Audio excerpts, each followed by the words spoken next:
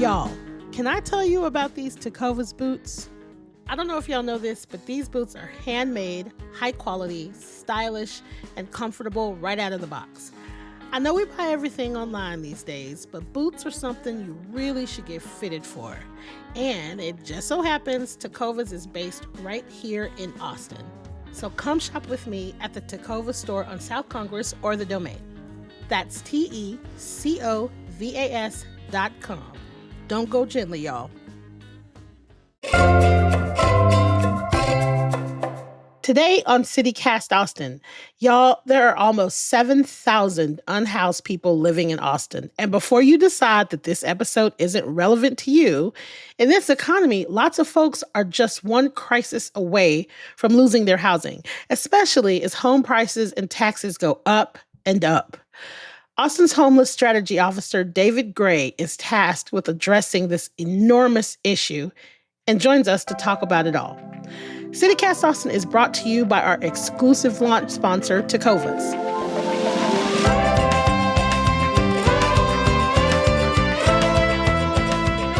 It's Thursday, September 5th. I'm Nikki Devon, and this is what Austin's talking about.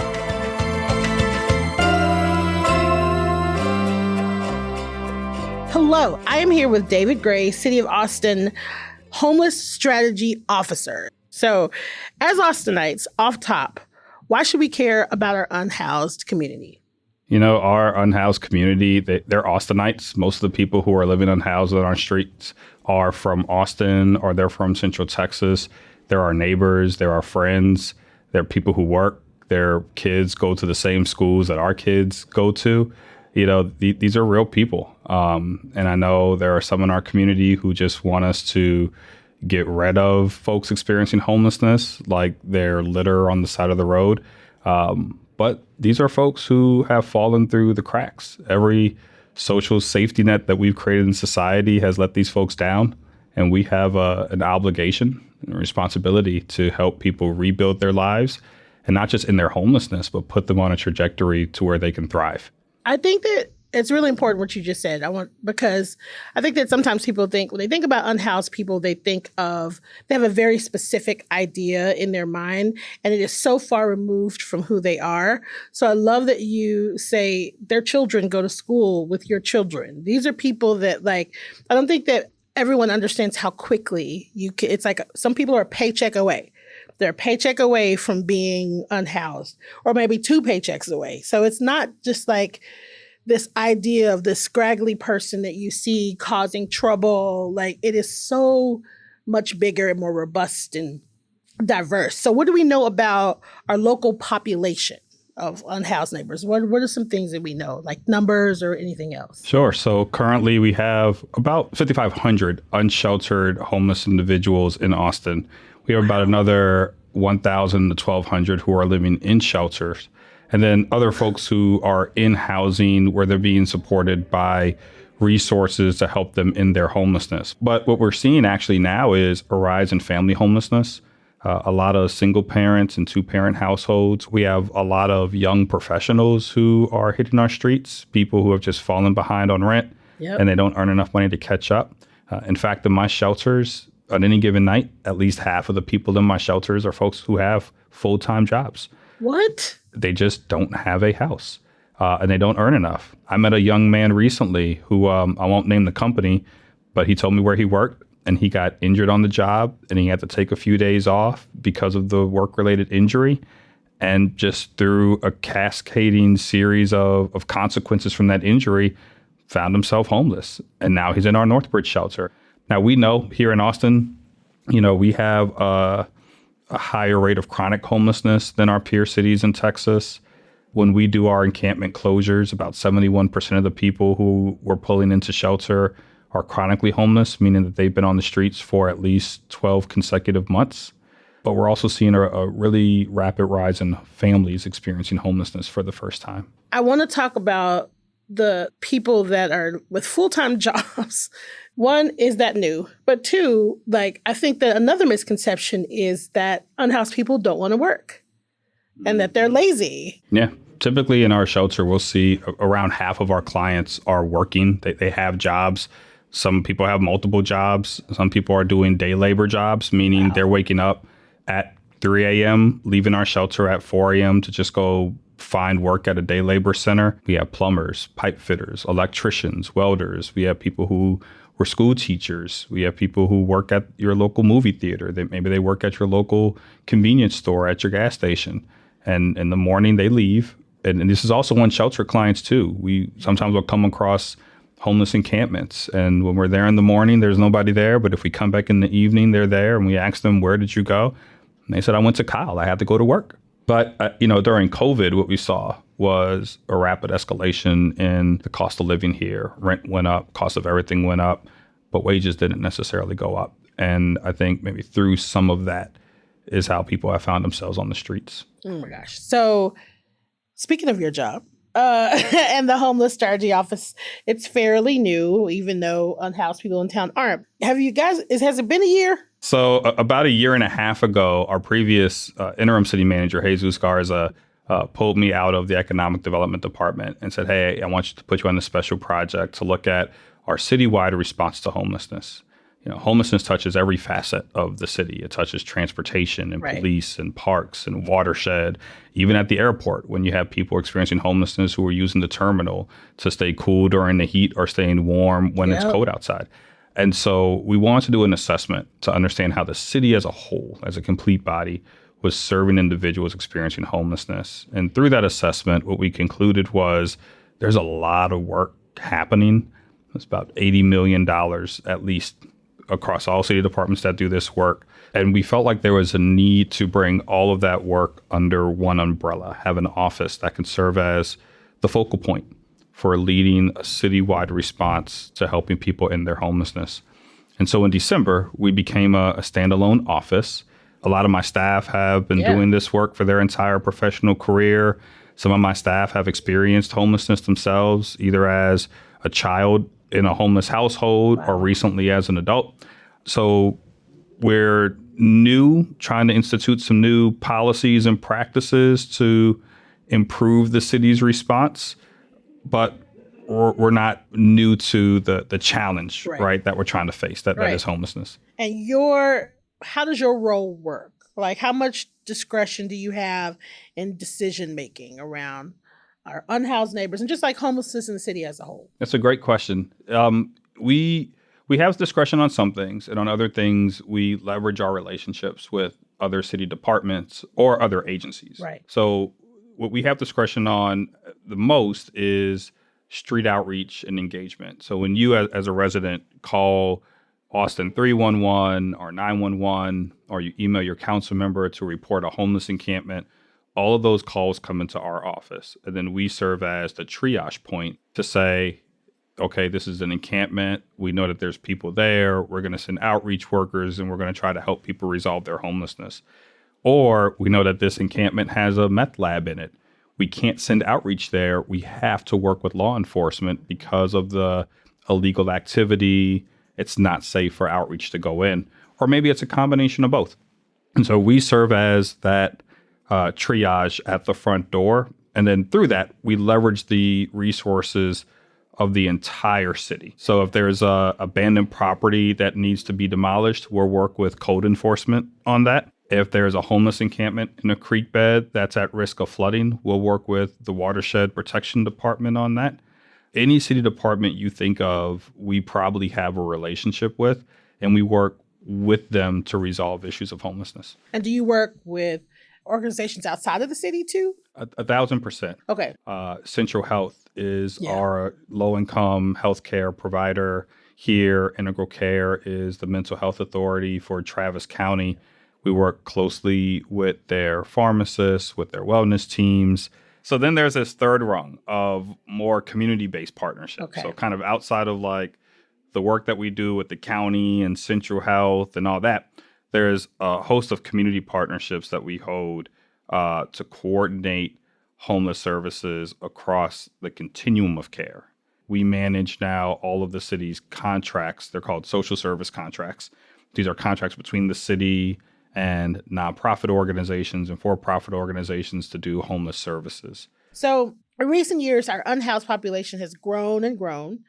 but like, how is Austin's approach to this issue unique? Like, what's the driving approach overall, and how is it different? Homelessness is a challenge just about in every major city that you go to, right? And not just even in the U.S. You go travel anywhere in the world, but the challenge for Austin is very unique for Austin. Our leading kind of North Star is how do we balance the responsibility that we have from Austin voters to enforce local camping bans, Right. with the responsibility to try to make people whole, the moral obligation to see the fullness of a person and make sure that they have access to the resources to help them in their homelessness.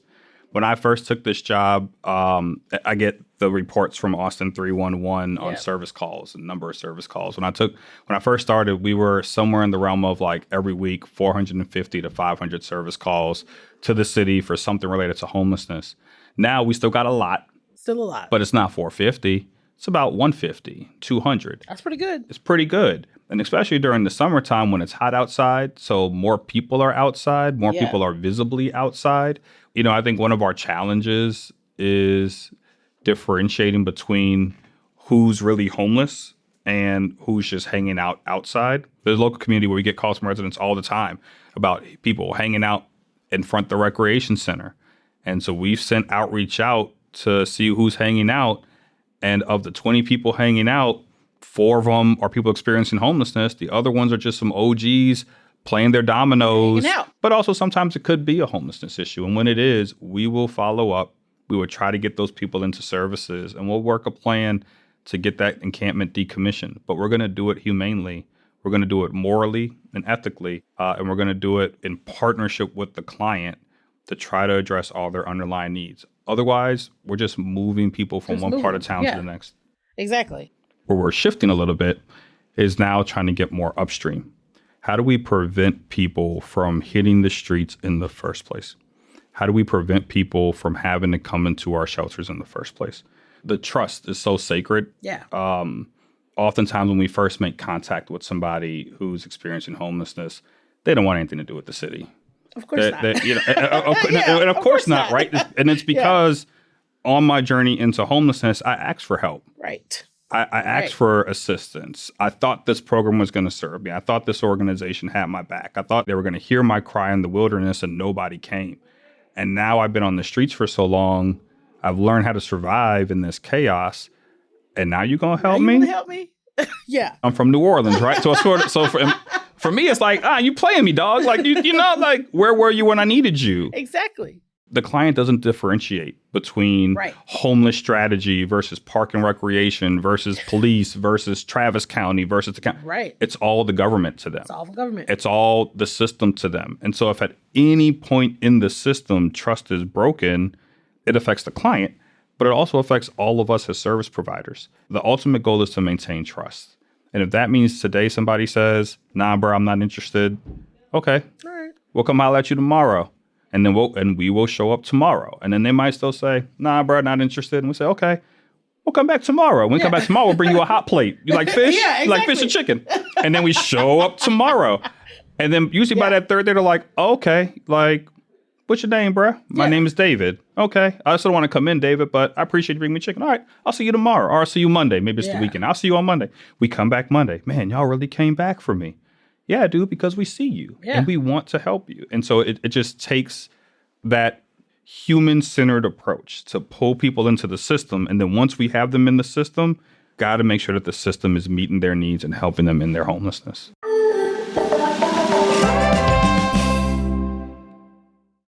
Our history with our unhoused population has been kind of fraught, right? So, like, talk about how are issues around homelessness addressed at City Hall first before your office was created? You know, a lot of cities have a homeless office that's not a standalone office. Yeah. It's a division in somebody else's department, like a public health department or a housing department, and then they have a homeless unit.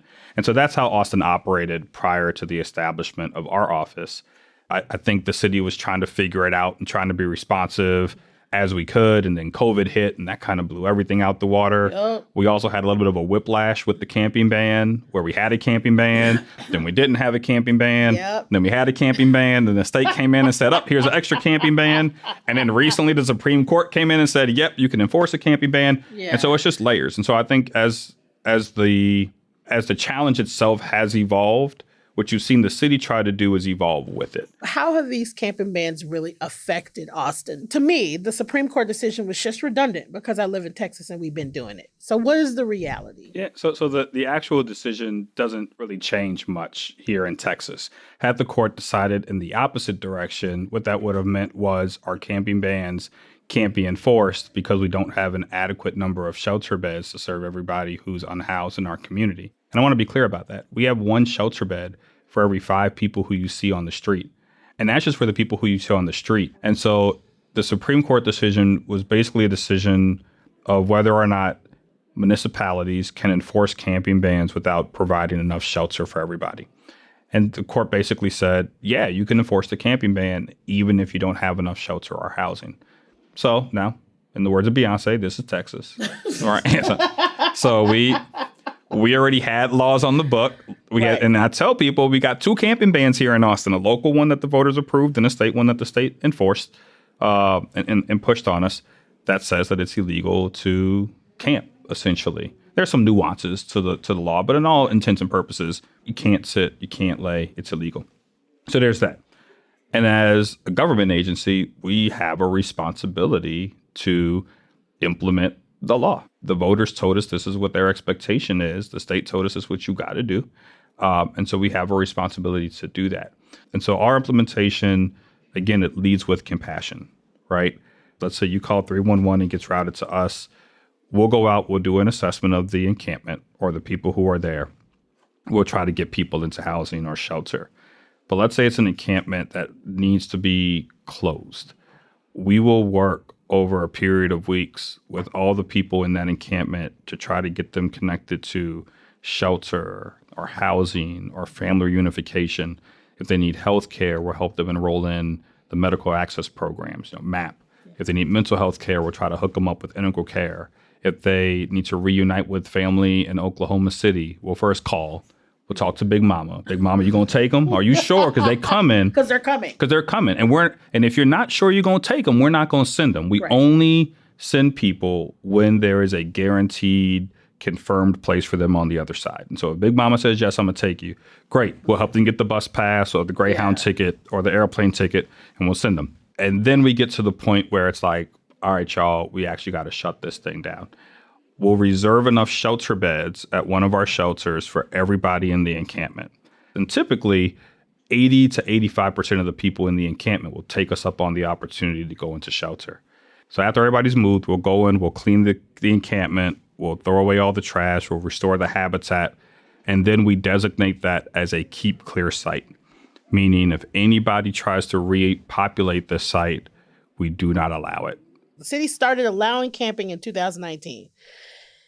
And then in 2021, there was a successful effort to get the issue on the ballot, and voters reinstated the camping ban. And then again, the state banned camping or even laying down in public. More than 900 citations have been issued for camping. The voters told us that's what they want, and the state requires it. But we're not just going to go in and just move people and say, sorry, you can't be here. We've also had some slip ups. And I think we need to acknowledge that. We've had some oopsies. We have had times when well-intentioned city staff have gone into an encampment and said, law said you got to go, get the stepping. Those have been hard lessons for us to learn. And so to your point, yes, if somebody gets a citation for violating one of the bans, I think it's a misdemeanor C. Yeah. And those clients will be referred to the Downtown Austin Community Court. They have a judge, a prosecutor, a bailiff, everything you see on Judge Judy, they got over there. And but their focus is not so much on the punitive side, right? Like they can fine somebody up to $500 for that misdemeanor. But for somebody who's experiencing homelessness, that $500 might as well be $1 million. Right. They ain't got it. And so what DAC will do is they'll do a triage. They'll look at individuals and they have a social worker who assesses every individual who comes into the court. And for individuals who are at high risk of recidivism and at high needs, what DAC will do is that they'll enroll that person into a supportive service program. And that person's participation in the supportive services is essentially their sentence, right? Okay. So if you work with your social worker to get your state ID, if you work with your social worker to get your birth certificate, if you work with your social worker on a housing plan, if you work with your social worker to get the mental health care that you need, or to get that wound healed, or to meet with the physician, then your charges get dismissed, essentially. So I'm not just seeing you for the offense that you were charged with. I'm not just seeing you for the worst thing that you've probably done in your life. I'm seeing all the complexity of your needs. During the worst time of your life. During the worst time of your life. Yeah. So we're going to play to the complexity of your needs, and we're going to design a system that incentivizes you to get those needs met. So when you leave DAC, you shouldn't have to return. So for individuals who are not diverted or don't take the supportive services, the recidivism rate is around 60, 70%. For individuals who do get the supportive services, the recidivism rate, you want to guess? 20. Holy Ghost telling you 20? 20. Holy Ghost is telling me 20. All right, close. Drop to 0. 2%. What? The recidivism rate is 2%. Are you serious? For people who get connected to the services.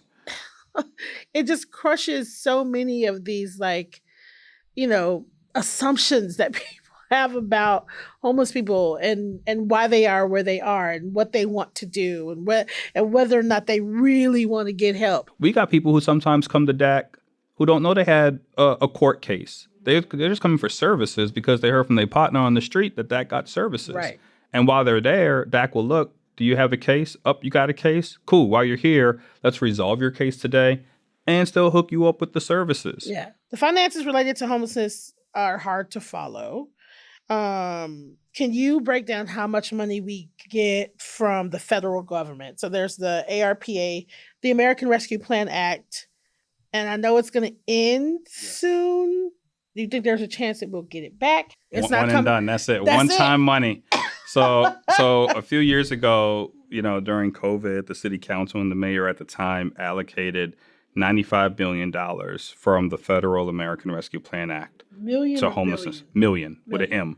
And so we've been spending that money ever since then. So when that's spent, and we go back to our baseline. So our office's budget, and we're just coming off of the budget year, so I might be a little off with some rounding errors, but it's roughly around $36 million. About 32 or 33 million is for homeless services. The rest is operations. I have staff, I have an office, all that good stuff. But the bulk of our money is going right back out into the community. Every city department always has unmet needs. One of our challenges as a city is a few legislative sessions back, the state capped the amount of money that cities can raise year over year to fund vital services like homelessness. Really? And so we're capped at 3%. The most that the city can raise taxes to generate more money, to do more of the things that Austinites wants us to do. It's capped at 3%. And so that means that we're not going to raise enough money, frankly. And it's not just for homelessness. There's not enough money for animal services. There's not enough money for parks and recreation. Everybody has unmet needs. And so now what we do, though, is with the money that we have, we work our little money, our little pocket change. We're working as best as we can. But we have great partnerships with other city departments. And so if I need help cleaning an encampment, I know I can call Austin Resource Recovery, and they'll dedicate some of their funds to help us out. If we're trying to do something over at a local park so that kids who go to after school at a rec center don't have to interact with people who are experiencing homelessness because we want to move those people into shelter, I know I can call the parks director and she'll be willing to help me out. So our slice is our slice. But the beautiful thing of working in the city of Austin is every city department is invested. Is the $95 million? $95 million. It's not completely spent yet. Almost. But to come off of $95 million plus whatever the city was putting in every year from our general fund to now just going to general fund, which is essentially $36 million, but then you back out the operating costs, so it's about $32 million. That's a drop. And that is going to require us to think about what are we going to continue to fund and support, to what extent. Are we going to try to spread the peanut butter very thin across a lot of different things? Right. Or are we going to go inch wide, mile deep and look to other partners to pick up other parts of the system? So the fiscal cliff is this notion that when the money's gone, it's gone, and there's no way for us to replenish it. What we're not going to do, the New Orleans comes out. What we're not finna do is wait until we get to the cliff, right, and then jump off and hope that there's some kind of net at the bottom to catch us, because there's not going to be. And so how do we ease the impact for the city-funded programs and services that are going to get cut, because there are going to be cuts, and that's going to be hard? How do we enter into a new relationship around what support looks like for people who are homeless here in Austin? The city of Austin does not have enough money to do all the things for all the people like we used to. We do not have the privilege of being everybody's financial savior anymore. And that sucks to say, but that's just the reality. And so it's going to take coordinated investments from everybody who loves this place and calls this place home. It's going to take coordinated investments to help either sustain the things that we're doing, or build new things, or pilot new approaches. But if we're truly serious about ending homelessness in Austin, more people are going to have to come to the game with resources. Was it last year? The state gave $65 million that came from the state. Back when the state implemented their camping ban, Governor Abbott and TxDOT partnered with the city to designate some land that TxDOT owned as a safe encamping site. Since then, that site has been transformed into what's today now called Camp Esperanza. And what the state essentially did is they told the Other Ones Foundation, you can get $65 million to develop this land, add more shelter, add a community center, et cetera. And so that's an additional investment from the state into our local homeless response system to add more shelter beds. I think it's a great example of how a city like Austin and a state like Texas can find a way to work together to make an investment in the system to help people who are homeless. The gossip was completely wrong. And it was like, Abbott gave us $65 million, and then that $65 million only went to one organization, and it didn't go to anybody else. And it turns out that is not what happened, and I knew it. So, okay, my last question. Okay.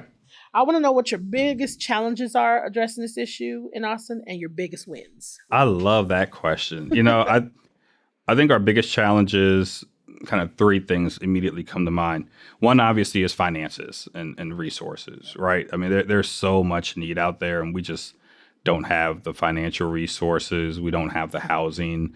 We don't have the shelter beds to meet all the needs. And that's part of our job, is to go out there and try to find the resources. The other is the wait time for care. And I was talking with the new director over at Central Health, Dr. Patrick Lee, about this just, a few days ago.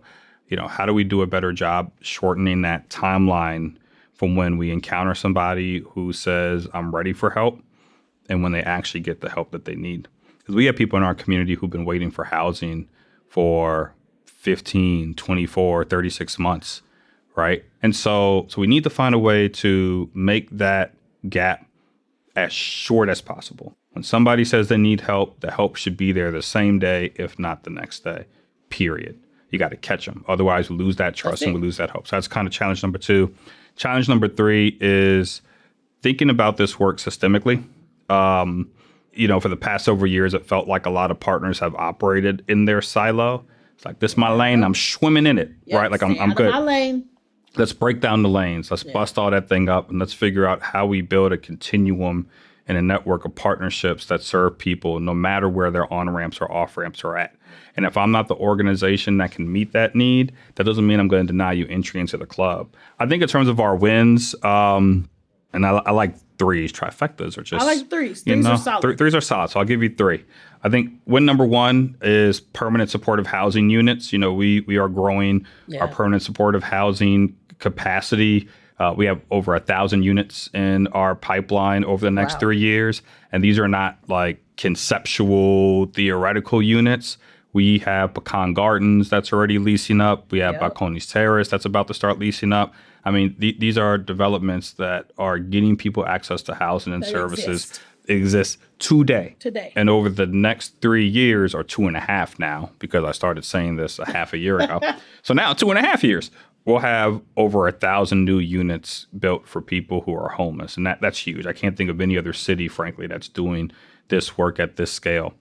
And I just want to caveat and just say it's a lot of partnerships that went into this. So it's a City of Austin victory, but Travis County has been part of this. We have a host of nonprofits that have been a part of this. And so huge shout out to everybody on the team who's invested in this space. The second is homeless prevention. Again, as a system, we haven't invested a whole lot there. And we've recently entered into some new partnerships to help do homeless prevention and homeless diversion. And through those programs, we've been able to do family reunifications, talk to parents who didn't know where their kid was at. And we got your child. You can take them back? Ooh. Cool, we got you. Put them on the bus, we'll send them back. Or, hey, single mom, you're about to lose your housing. We got you. Send us that bill. Or you're trying to move into this apartment, send us, connect us with the landlord. Let us get you on the down payment, the security deposit. We're going to keep you and your kids from hitting these streets. Yeah. We're going to keep your family unit whole. School is starting. We're going to keep your kids in school. Ain't nobody going to know y'all struggling. They ain't going to carry that stigma with them. And we got you. And so just being able to dabble in that space has been a huge victory for us. And I think number 3 has really been more internal. Again, government institutions, and because you've worked in government, it could be bureaucratic. It could be very hard to shift and to change. We all have colleagues who are just used to doing things a certain way because that's the way that the muscle memory and the inertia takes them. Man, we have some great, hardworking public servants in this city. We have some phenomenal department leaders, from the park and recreation leader to the fire chief to our new city manager, people who are willing to be innovative and creative and try new things with us.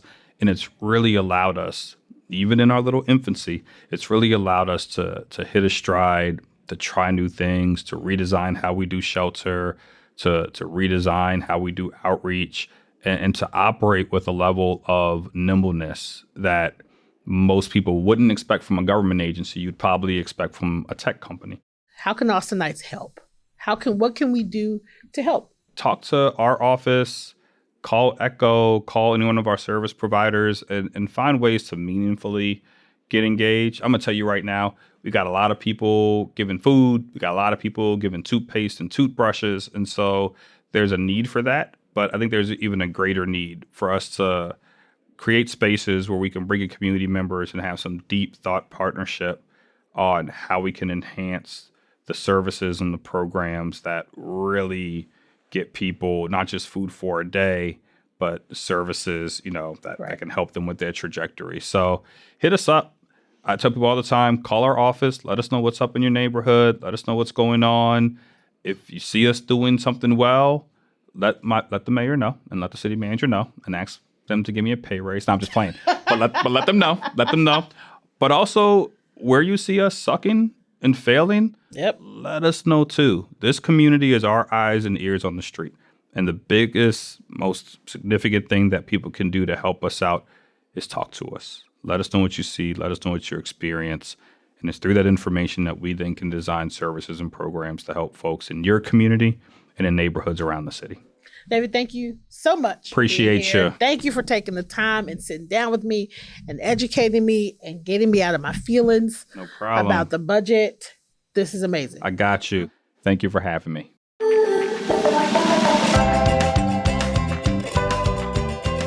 That's all for today here on CityCast Austin.